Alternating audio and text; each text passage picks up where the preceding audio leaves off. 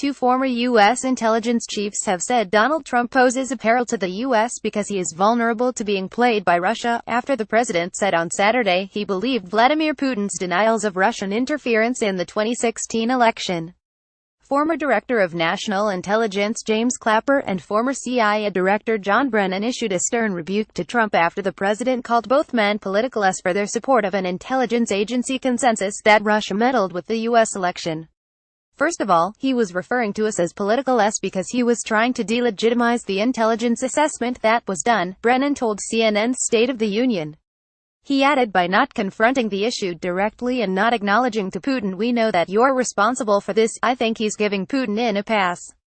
And I think it demonstrates to Mr. Putin that Donald Trump can be played by foreign leaders who are going to be appeal to his ego and try to play upon his insecurities, which is very, very worrisome from a national security standpoint. Special counsel Robert Mueller, a former FBI director, recently issued the first indictments in the investigation into possible collusion between Trump aides and Russia.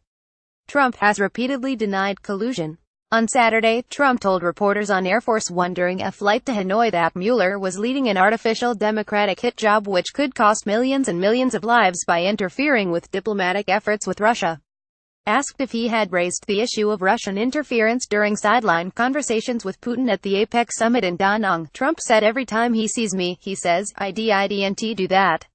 And I really believe that when he tells me that, he means it." The president later tweeted criticism of haters and fools and insisted that having a good relationship with Russia is a good thing, not a bad thing, because he wanted to solve North Korea, Syria, Ukraine, terrorism, and Russia can greatly help. Trump's outbursts over the weekend, which also included a reprimand of the North Korean leader, Kim Jong-un, whom Trump said he had refrained from calling short and fat, marked a departure from a relatively disciplined performance in Asia over the week. Trump met regional leaders including Chinese President Xi Jinping and Japanese Prime Minister Shinzo Abe. He also addressed South Korea's National Assembly in Seoul, calling on the North Korean regime to abandon its nuclear program and address human rights violations. Speaking to reporters in Vietnam on Sunday, the White House Chief of Staff, John Kelly, attempted to downplay the president's outbursts by claiming he did not read Trump's tweets. "They are what they are," Kelly said, according to the New York Times. "But in preparation for this trip, we did the staff work, got him ready to go, and then at each place we brief him up on whatever the next event is and all that. The tweets don't run my life. Good staff work runs it." Also on Sunday, Trump appeared to contradict his own remarks on Russia during a press conference in Hanoi, saying he was with our agencies on the issue of election interference.